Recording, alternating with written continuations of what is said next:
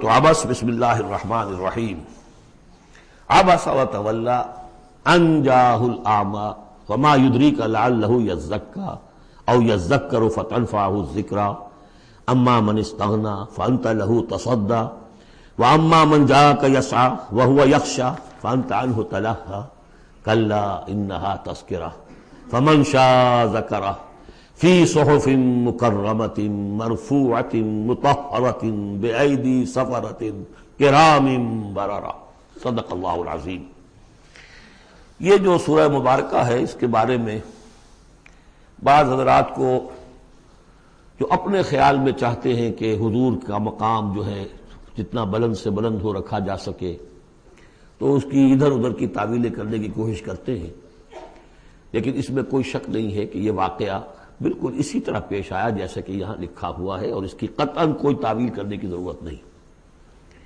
دیکھیے، نبی کا معاملہ یہ ہوتا ہے، رسول کا معاملہ خاص طور پر، کہ اسے دیکھنا ہوتا ہے کہ مجھے ایک عظیم جو میرے اوپر ذمہ داری ڈال دی گئی ہے اس کے پورا کرنے کے لیے بہتر راستہ کون سا ہے۔ اب ظاہر بات ایک معاشرہ ہے، اس معاشرے کے اندر طبقات ہیں، ڈی فیکٹو ہیں، آپ کے لیے تو وہ گیون ہیں، آپ نے خود تو پیدا نہیں کیے ہیں، موجود ہیں۔ اب ان میں ظاہر بات ہے جو لوگ زیادہ اثر و رسوخ رکھنے والے ہیں ان میں سے ایک اگر ایمان لے آئے تو وہ دوسرے عوام الناس میں سے بیسیوں اور دسیوں کے مقابلے میں زیادہ اہم ہو جائے گا۔ موٹی سی بات ہے، اس میں کوئی راز والی بات تو ہے نہیں۔ اس لیے حضور نے دعا کی، جھولی پسار کر دعا کی، پروردگار عمر بن الخطاب اور عمرو بن ہشام یعنی ابو جہل میں سے ایک کو تو میری جھولی میں ضرور ڈال دے۔ یہ ویسے لوگ ہیں، اپنے معاشرے میں اثر و رسوخ رکھنے والے ہیں، حیثیت ہے، تکڑے ہیں، تو اگر ان میں سے کوئی ایمان لے آئے تو تقویت حاصل ہوگی۔ تو نتیجہ یہ نکلتا تھا کہ حضور ایسے لوگوں کی طرف زیادہ راغب رہتے تھے، توجہ فرماتے تھے۔ پھر خاص طور پر جو لوگ اپنے ساتھی ایمان لے آئے ہیں، اب یہ کہ ظاہر بات ہے وہ تو اپنے ہی ہیں، آدمی بسا اوقات کچھ زیادتی کر بیٹھتا ہے اپنوں کے اوپر، اور اس کی اپنائیت ہی در حقیقت کہ یہ تو اپنا ہے، اس کو کوئی بات نہیں، سہ جائے گا، برداشت کر لے گا، اور یہ سمجھ لے گا کہ اس میں کوئی مصلحت ہوگی۔ تو اگر اس طرح کا رویہ ہو تو یہ بالکل منطقی ہے، سمجھ میں آنے والی بات ہے کہ ایک روز حضور کے پاس کچھ قریش کے سردار بیٹھے ہوئے تھے، گفتگو کر رہے تھے۔ عبداللہ ابن ام مکتوم رضی اللہ تعالی عنہ ایک نابینا صحابی ہیں، وہ آ گئے۔ اب یہ کہ بہرحال نابینا تھے، لیکن یہ کہ بہرے تو نہیں تھے، اندازہ تو انہیں بھی ہو گیا ہوگا کہ اس وقت گفتگو ہو رہی ہے، کن لوگوں سے ہو رہی ہے، اور جو نابینا ہوتے ہیں اللہ تعالیٰ ان کی کوئی اور ایک رنگ تیز کر دیتا ہے، کمپنسیٹ تو کرتا ہے نا ان کو۔ تو انہیں یہ چاہیے تھا کہ اس وقت وہ خاموش لیتے، انہوں نے یہ کیا، بار بار حضور کو اپنی طرف متوجہ کر رہے، حضور ان سے گفتگو کر رہے ہیں اس وقت۔ اس پر کچھ ناگواری کے آثار پیدا ہوئے، حضور کی تیوری پر بل پڑ گئے، اور حضور ان کی طرف متوجہ نہیں ہوئے، وہ بددل ہو کر وہاں سے اٹھ کر چلے گئے۔ اس پر پھر یہ کہہ لیجئے حضور کا لفظ عتاب، یہ عتاب نازل ہوا مجھ پر، اس لیے کہ اس کے بعد پھر جب کبھی بھی آتے تھے عبداللہ ابن ام مکتوم تو حضور فرمایا کرتے مرحبا بالذی عاتبنی اللہ فیہ، مرحبا اس شخص کے لیے جس کے بارے میں اللہ نے مجھ پر عتاب فرمایا ہے۔ اب اس میں یہ تعویل کرنا کہ یہ حضور کے مقام تو یہ ہو ہی نہیں سکتا، انہونی بات ہے، ادھر سے ادھر سے، قطعاً کوئی ضرورت نہیں۔ یہ رسول بھی بشر ہوتا ہے، بشر ہونے کے علاوہ میں نے آپ کو بتایا ہے یہ دعوت کا تقاضا ہے۔ اب جو یہ ہمارے اس وقت جو ساتھی تھے، غریب جو حضور کے ساتھی تھے، اور جو جن کو پیٹا جا رہا تھا، مارا جا رہا تھا، جو مزدور تھے، جو وہاں کے غلام تھے، ظاہر بات ہے کوئی صاحب حیثیت کوئی شخص ایمان لے آتا تو ان کی تکالیف میں کمی ہوتی، انہیں ایک طرح کی سپورٹ ملتی۔ اس لیے جہاں تک نیت کا معاملہ وہ بالکل ٹھیک تھا۔ البتہ یہ کہ کسی وقت ایسا ہوتا ہے کہ نیک نیتی کے ساتھ بے نیکی کا جذبہ بھی ایک حد اعتدال سے تجاوز کر جاتا ہے، اور یہ قاعدہ ہے کہ حسنات الابرار سیئات المقربین، یہ درجات کی بات ہے، یہ بات عام آدمی کرتا کوئی بات نہیں تھی، یہ بات محمد سے سرزد ہوئی صلی اللہ علیہ وسلم۔ تو اللہ تعالیٰ اپنے بڑے بندوں کی جو ہے چھوٹی خطاؤں کے اوپر بھی ایسا انداز اختیار کرتے ہیں کہ جیسے ان سے بہت بڑی خطا ہو گئی ہے۔ تو یہ ہے سارے مسائل سامنے ہو تو پھر کوئی ضرورت کسی تعویل کی نہیں۔ عبس وتولی، اب بار بار جو انہوں نے متوجہ کیا ہوگا تو حضور کا کہ چہرے پر کچھ تھوڑی سی ناگواری سے شکنیں پڑ گئیں، اور آپ نے ان کی طرف خطاب نہیں کیا، پھر موڑ لیا، میری طرف دیکھیے، وہ دیکھ کر پھر یہ ماتھے پر شکنیں لے کر آپ نے پھر منہ موڑ لیا۔ ان جاءہ الاعمی، اس بات پر کہ اس کے پاس ایک نابینا آیا، وما یدریک لعلہ یزکا، اے نبی آپ کو کیا معلوم کہ اسے وہ تزکیہ حاصل کرتا، وہ بلند مقامات آپ کی گفتگو سے استفادہ کر کے اپنے درجات بلند کرتا، اور یذکر فتنفعہ الذکریٰ، یا یہ کہ وہ نصیحت اخذ کرتا، اسے وہ نصیحت مفید ہوتی۔ اما من استغنا، آپ کا معاملہ یہ ہے کہ جو مستغنی ہے، سننے کو تیار نہیں ہے، فانت لہ تصدیٰ، تو آپ ان کے فکر میں رہتے ہیں، آپ ان کے پیچھے اپنے آپ کو ہلکان کرتے ہیں۔ یہ لوگ جو ہیں یہ تو آپ کی بات سننے کو تیار نہیں ہے۔ وما علیک اللہ یزکا، اور اگر وہ پاکی اختیار نہیں کرتے تو آپ کے اوپر کوئی الزام نہیں، آپ سے پوچھ گچھ نہیں ہوگی۔ واما من جاءک یسعی، اور وہ کہ جو آیا ہے آپ کے پاس دوڑ کر، چل کر آیا ہے، بھاگ کر آیا ہے، وہو یخشی، اس کے دل میں خشیت بھی ہے، فانت عنہ تلہی، تو آپ اس سے کچھ استغنا اور تغافل برت رہے ہیں۔ کلا، ایسا نہ کیجیے، انہا تذکرہ، یہ قرآن تو ایک یاد دہانی ہے، فمن شاء ذکر، جو چاہے اس سے نصیحت اخذ کر لے۔ ابو جہل نہیں کرتا، دفع ہو، ابو لہب نہیں کرتا، دفع ہو۔ جو کرنا چاہتے ہیں آپ کی توجہ ادھر ہونی چاہیے، جیسے سورہ کہف کے اندر آیا، وَاصْبِرْ نَفْسَكَ مَعَ الَّذِينَ يَدْعُونَ رَبَّهُمْ بِالْغَدَاةِ وَالْعَشِيِّ يُرِيدُونَ وَجْهَهُ وَلَا تَعْدُ عَيْنَاكَ عَنْهُمْ تُرِيدُ زِينَةَ الْحَيَاةِ الدُّنْيَا وَلَا تُطِعْ مَنْ أَغْفَلْنَا قَلْبَهُ عَنْ ذِكْرِنَا وَاتَّبَعَ هَوَاهُ فَكَانَ أَمْرُهُ فُرُطًا۔ تو یہ مختلف مواقع پر یہ بات آئی ہے، لیکن ظاہر بات ہے کہ حضور معاذ اللہ ثم معاذ اللہ ثم معاذ اللہ کسی ذاتی غرض کی وجہ سے تو نہیں، اور یہ ہمیشہ ہوگا دعوتوں میں، تحریکوں میں۔ ظاہر بات ہے ہر سطح کے لوگ ہوتے ہیں، اب جو بھی داعی کوئی ہے، کوئی کسی جماعت کا امیر ہے، اب اس کا وہی ہوگا، اور وہ چونکہ ایک کمپلشن ہے کہ جو لوگ معاشرے میں زیادہ مؤثر ہیں، صاحب حیثیت ہیں، ان کا ایمان لے آنا، ان کا ساتھ آ جانا، کسی تحریک میں شامل ہو جانا، وہ اس تحریک کے لیے، اپنے لیے نہیں، ذات کے لیے نہیں، اس تحریک کے لیے، اس دعوت کے لیے، اس مقصد کے لیے یقیناً مفید تر ہے۔ اس حوالے سے معاملہ رہے گا، اور اس میں یقیناً پھر ایسا ہوتا ہے کہ دوسرے طبقات کے لوگ جو ہیں وہ پھر اسے محسوس کرتے ہیں، مغایرت سی ہو جاتی ہے۔ تو یہ در حقیقت دنیا میں بھی یوں سمجھیے کہ ہر اعتبار سے یہ پل سرات جسے ہم کہتے ہیں کہ اس کو بال سے زیادہ باریک اور تلوار کی دھار سے زیادہ تیز ہوگی، وہ دنیا میں بھی ہے۔ دو انتہاؤں کا معاملہ ہر وقت رہتا ہے۔ کوئی شخص جو ہے وہ اپنی خودداری، عزت نفس کی وجہ سے ایک رویہ اختیار کرتا، دوسرا سمجھتا ہے متکبر ہے۔ یہ ایک شخص ہے جو کسی کے ساتھ ملائمت سے پیش آتا ہے، دوسرا سمجھتا ہے میری خوشامد کر رہا ہے، چاپلوسی کر رہا ہے۔ تو ان دونوں چیزوں کے اندر تکبر اور خودداری، بس یوں سمجھیے کہ قدم میں فاصلہ دارن، بلکہ قدم بھی بڑی شے ہے، وہ باریک بال ہی ہے درمیان میں کہ خودداری کسے کہتے ہیں اور تکبر کسے کہتے ہیں۔ تو اس میں یہ ہے کہ ہر معاملے کے اندر کوشش ہونی چاہیے درمیانی راستے کی، جتنی بھی انسان کر سکے۔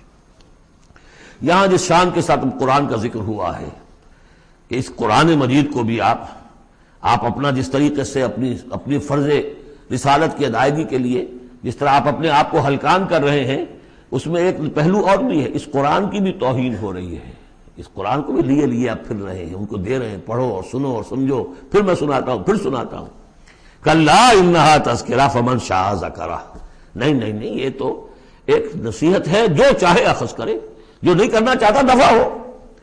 فی صحف مکرمۃ، اور یہ قرآن اصل میں تو ہے بڑے باعزت صحیفوں میں، بلکہ یہ چوتھا مقام آ گیا، اگرچہ یہاں پہ لفظ نہیں آیا ہے وہ، جیسے کہ ہم پڑھ چکے ہیں حوامیم کے سلسلے میں۔ یہ قرآن کہاں ہے؟ وَإِنَّهُ فِي أُمِّ الْكِتَابِ لَدَيْنَا لَعَلِيٌّ حَكِيمٌ، یہ تو ام الکتاب کے اندر ہے جو ہمارے پاس ہے اور بڑی بلند مقام پر ہے۔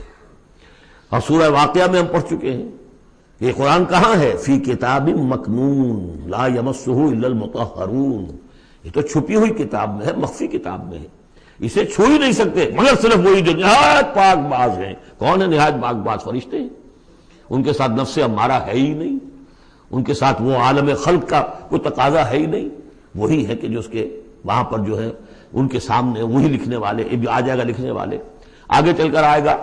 وہی قرآن کہاں ہے؟ بل ہوا قرآن مجید فی لوح محفوظ، تو لوح محفوظ، کتاب مکنون، ام الکتاب، اصل قرآن وہاں، جیسا کہ بارہا میں نے کہا، یہ تو قرآن کی مصدقہ نقول ہے جو اللہ نے ہمیں فراہم کر دی، اصل قرآن وہاں ہے، اسی کا تذکرہ یہاں ہو رہا ہے۔ فی صحف مکرمۃ، وہ ام الکتاب جو ہے وہ تو بڑے مکرم، بڑے معزز باعزت ورقوں میں ہے، مرفوعہ، بلند و بالا، مطہرہ، نہایت پاک، بِأَيْدِي سَفَرَةٍ، وہ ان کے ہاتھوں میں ہے لکھنے والے فرشتے، وہاں سے نقلیں تیار کر کر کے بھی تو آخر بھیج رہے ہیں نا وہ، بِأَيْدِي سَفَرَةٍ كِرَامٍ بَرَرَةٍ، اور وہ خود بھی بڑے باعزت ہیں، بڑے نیک ہیں۔ تو یہ ہے قرآن مجید کا مقام۔ تو آپ اس قرآن مجید کے ساتھ بھی اس کے مقام کو سمجھتے ہوئے معاملہ کیجئے، جو اس کی توہین کرتا ہے اسے دفع کیجئے، اس کو منہ نہ لگائیے، اور آپ تو اپنے آپ کو جو بھی آپ کے پاس چل کر آئے اور جو واقعتاً طالب ہو ہدایت کے اور نیکی کے اور تقویٰ کے، ان پر توجہ دیجئے۔ قتل الانسان ما اکفرہ، ہلاک ہو جائے یہ انسان کس قدر یہ ناشکرا ہے۔ من ای شیء خلقہ، کبھی سوچے یہ اللہ نے اسے کس چیز سے پیدا کیا ہے۔ من نطفہ، ایک بوند سے، خلقہ، اسے بنایا، فقدرہ، اس کا ایک اندازہ مقرر کر دیا۔ دیکھیے ہر انسان کا ایک اندازہ ہے، شاکلہ۔ آج ہم سمجھتے ہیں جینز ہیں، ہر شخص کو جو جینز ملے ہیں اسی کے حساب سے اس کا شاکلہ وجود میں آئے گا، یا تو اس کو جو جینز مل رہا ہے ماں سے اور باپ سے، اور یا پھر یہ ہے کہ جس ماحول میں اللہ نے اس کو پیدا کیا اس سے اس کا ایک شاکلہ وجود میں آتا ہے۔ تو فرمایا کہ اس کا پھر ایک اندازہ بھی ہم نے مقرر کر دیا۔ ثم السبیل یسرہ، پھر ہم نے آسان کر دیا اس پر راستہ۔ اس میں یہ بھی ہے معنی لیے گئے ہیں کہ ماں کے پیٹ سے اب کس قدر یہ مرحلہ سخت ہے، اس کا وہ راستہ جو اس کا نکلنے کا ہے کس قدر سخت ہے، کس قدر انسان کے لیے واقعتاً ایک عجوبہ ہے، تو اس کو وہ راستہ اس کے لیے آسان کر دیا۔ لیکن یہ کہ پوری زندگی کا راستہ بھی ہے۔ ثم اماتہ فاقبرہ، پھر اس پر موت وارد کی اور پھر اسے قبر میں داخل کر دیا۔ ثم اذا شاء انشرہ، پھر جب چاہے گا اسے اٹھا لے گا۔ اب اس میں جو اصل ہے ردم کو دیکھیے، جب نے یہ کیا پھر یہ کیا پھر یہ کیا پھر یہ کیا پھر، تو کیا یہی مشکل ہے کہ دوبارہ اٹھا نہیں سکتا؟ قتل الانسان ما اکفرہ من ای شیء خلقہ، من نطفہ خلقہ فقدرہ ثم السبیل یسرہ ثم اماتہ فاقبرہ ثم اذا شاء انشرہ کلا لما یقض ما امرہ۔ کوئی نہیں، لیکن اس نے تاحال وہ بات پوری نہیں کی جس کا کہ اسے حکم دیا گیا تھا۔ فَلْيَنظُرِ الْإِنسَانُ إِلَىٰ طَعَامِهِ، تو ابھی اگر کوئی شک ہے تو ذرا انسان غور کرے اسے کس طرح پیدا کیا تھا، اب اس کے لیے غذا کہاں سے اللہ دے رہا ہے، اس کا پیدا کرنے والا۔ فَلْيَنظُرِ الْإِنسَانُ إِلَىٰ طَعَامِهِ، وہ ذرا اپنے کھانے کو دیکھو، غذا کو دیکھے۔ أَنَّا صَبَبْنَا الْمَاءَ صَبًّا، ہم نے آسمان سے بارش برسایا جیسے کہ برسایا جاتا ہے، پانی برسایا۔ ثُمَّ شَقَقْنَا الْأَرْضَ شَقًّا، پھر ہم نے زمین کو پھاڑا جیسے کہ وہ پھٹتی ہے، اس میں سے وہ پھر کونپلیں نکلی ہیں۔ فَأَنبَتْنَا فِيهَا حَبًّا، ہم نے اگا دیے اس میں اناج، وَعِنَبًا وَقَضْبًا، اور اس میں انگور بھی اور مختلف ترکاریاں بھی، ککڑیاں وغیرہ، وَزَيْتُونًا، اور زیتون، وَنَخْلًا، اور کھجوریں، وَحَدَائِقَ غُلْبًا، اور بڑے گھنے اور گنجان باغ، وَفَاكِهَةً، اور میوے، وَأَبًّا، اور چارہ تمہارے جانوروں کے لیے، مَتَاعًا لَكُمْ وَلِأَنْعَامِكُمْ، یہ تمہاری ضروریات کی بہم رسانی ہے، تمہارے لیے بھی اور تمہارے چوپایوں کے لیے بھی۔ کس قدر یہ مضامین جو ہے مل رہے ہیں سورہ نازعات کے اور عبس کے۔ فَإِذَا جَاءَتِ الصَّاخَّةُ، وہاں کیا تھا؟ فَإِذَا جَاءَتِ الطَّامَّةُ الْكُبْرَىٰ، یہاں آیا فَإِذَا جَاءَتِ الصَّاخَّةُ، جب وہ آ جائے گی کان پھوڑنے والی، یعنی جب وہ سور میں پھونکا جائے گا تو وہ جو کان پھوڑنے والی آواز آئے گی۔ یوم یفر المرء من اخیہ، اس دن بھاگے گا انسان اپنے بھائی سے، وَأُمِّهِ، اور اپنی ماں سے، وَأَبِيهِ، اور اپنے باپ سے، وَصَاحِبَتِهِ، اپنی بیوی سے، وَبَنِيهِ، اپنے بیٹوں سے، لِكُلِّ امْرِئٍ مِّنْهُمْ يَوْمَئِذٍ شَأْنٌ يُغْنِيهِ، ہر جان کے لیے، ہر انسان کے لیے اس دن ایک ایسی جان پر بنی ہوگی جو ہر ایک سے اسے بالکل بے خبر کر دے گی، وہ اسی میں نفسی نفسی اسی میں الجھا ہوا ہوگا۔ وجوہ یومئذ مسفرہ، اب وہی نقشہ جو سورہ قیامہ میں آیا تھا، وجوہ یومئذ ناظرۃ الی ربہا ناظرہ، ووجوہ یومئذ باسرۃ تظن ان یفعل بہا فاقرہ۔ وجوہ یومئذ مسفرہ، بہت سے چہرے ہوں گے اس روز روشن، ضاحکۃ مستبشرہ، تبسم ہوگا ان کے چہروں پر، ہنس رہے ہوں گے اور خوشیاں منا رہے ہوں گے۔ ووجوہ یومئذ علیہا غبرہ، اور کچھ چہرے ہوں گے ان کے اوپر دھول پڑی ہوگی، غبار آلود، ترہقھا قطرہ، ان پر سیاہی چھائی ہوئی ہوگی۔ اولئک ھم الکفرۃ الفجرہ، یہی ہے وہ کہ جو منکر ہے اور فاجر ہیں، اپنے نفس کے تقاضوں کو پورا کرنے کے لیے وہ تمام حدود سے اور قیود سے آزاد ہو جاتے ہیں۔ سورۃ